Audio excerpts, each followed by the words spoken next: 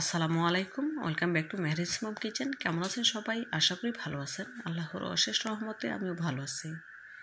বন্ধুরা, ফিরে এলাম নতুন আরও একটি রেসিপি নিয়ে। আজ আপনাদের রান্না করে দেখাবো মুগ ডালের ভুনা খিচুড়ি। আশা করি রেসিপিটা আপনাদের ভালো লাগবে। তো বন্ধুরা, না টেনে পুরো ভিডিও জুড়ে সাথে থাকার অনুরোধ রইল। চলুন মূল প্রিপারেশনে যাওয়া যাক।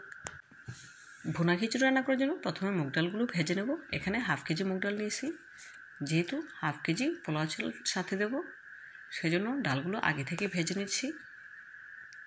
গ্যাসের ফ্লেম লোতে রেখে ডালগুলো ভেজে নিতে হবে।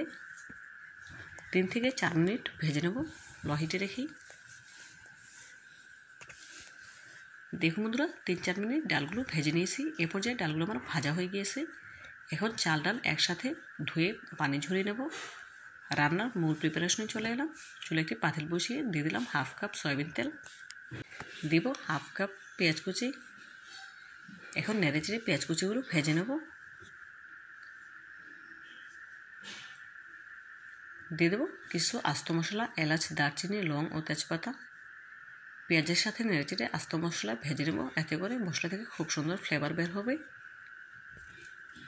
পেঁয়াজগুলো যখন ভাজা হয়ে যাবে তখন এর সাথে অ্যাড করে দেবো 1 টেবিল চামচ আদা বাটা, 1 টেবিল চামচ রসুন বাটা।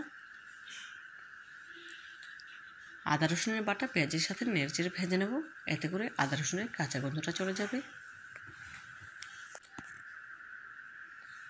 দেখুন বন্ধুরা, আদা রসুন ভাজা হয়ে গিয়েছে।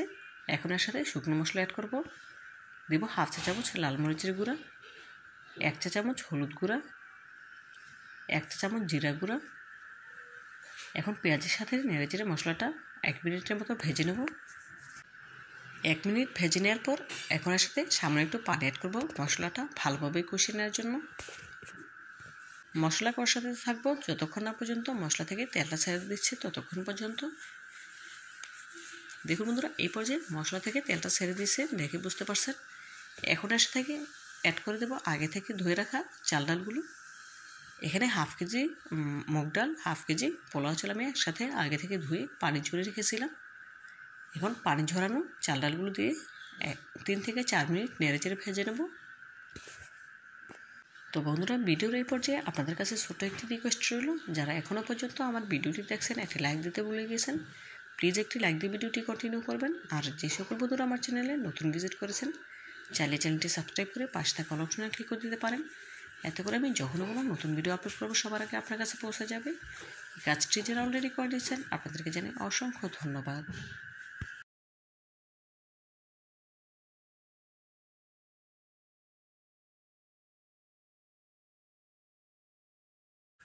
দেখুন বন্ধুরা, 4 মিনিট ভেজে নেওয়ার পর চাল ডালগুলো কিন্তু অনেকটাই ঝরঝরে হয়ে এসেছে, দেখেই বুঝতে পারছেন।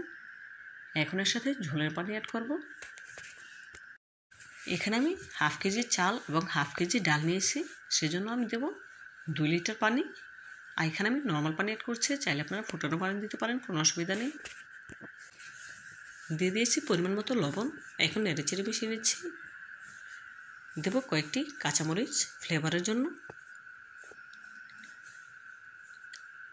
এখন ঢাকা দিয়ে ঢেকে দেব 5 মিনিটের জন্য। ফিরছি 5 মিনিট পর। 5 মিনিট পর ফিরে এলাম। গ্যাসের ফ্লেম হাই হিটে রেখেই রান্নাটা করে নিচ্ছি, দেখেই বুঝতে পারছেন। এখন একটু নেড়ে দিচ্ছি। নেড়ে নেওয়া হয়ে গেলে আবারও ঢাকা দিয়ে দেবো 2 মিনিটের জন্য। ফিরছি 2 মিনিট পর। 2 মিনিট পর ফিরে এলাম, ঢাকা তুলে নিচ্ছি। এখন খুন্তির সাহায্যে নেড়ে চেড়ে দেবো, যাতে করে সব দিকে সমান সিদ্ধ হয়। রান্নাটা কিন্তু একদম অল্প সময়ে অল্প উপকরণে রান্না করা যায়, খেতে কিন্তু দুর্দান্ত হয়। আপনারা একবার হলো আমার এই রেসিপিটি ফলো করে বাসায় ট্রাই করবেন, খেয়ে আমাকে কমেন্ট করে জানাবেন। দেখুন বন্ধুরা, উল্টে পাল্টে নেওয়ার পর গ্যাসের ফ্লেম অফ করে দিয়ে ঢাকা দিয়ে দিচ্ছি 10 মিনিটের জন্য। এই 10 মিনিটে চাল ডালগুলো পারফেক্টভাবে সেদ্ধ হয়ে যাবে। দেখুন, খুন্তির সাহায্যে চেপে দিচ্ছি। এভাবে করে চেপে দিলে খুব সহজেই চাল ডালগুলো সেদ্ধ হয়ে যায়। এই পর্যায়ে আমি কিন্তু গ্যাসের ফ্লেম অফ করে দিয়েছি।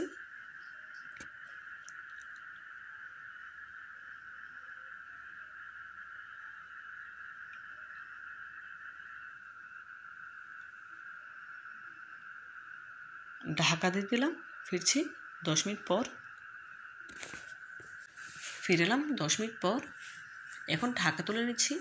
এখন একটি খুন্তির সাহায্যে নেড়ে আপনাদের দেখে দিচ্ছি। দেখুন খিচুড়িটা কিন্তু পারফেক্টভাবে সিদ্ধ হয়েছে। চাল ডালগুলো কতটা ঝরঝরে হয়েছে দেখেই বুঝতে পারছেন। এখন এই ভুনা খিচুড়িটা একটি সার্ভিং প্লেটে সার্ভ করে আপনাদের দেখাবো। দেখুন বন্ধুরা, ভুনা খিচুড়িটা একটি সার্ভিং প্লেটে সার্ভ করে নিয়েছি। মাশাআল্লাহ, দেখতে কতটা সুন্দর এবং লোভনীয় লাগছে। দেখতে যতটা সুন্দর হয়েছে, খেতে তার থেকেও অনেক বেশি মজার ছিল। আপনারা একবার হলেও আমার এই রেসিপিটি ফলো করে বাসায় ট্রাই করবেন এবং খেয়ে আমাকে কমেন্ট করে জানাবেন কেমন হয়েছে। তো বন্ধুরা, আজকের মতো বিদায় নিচ্ছি। ভালো থাকবেন সবাই। আল্লাহ হাফেজ।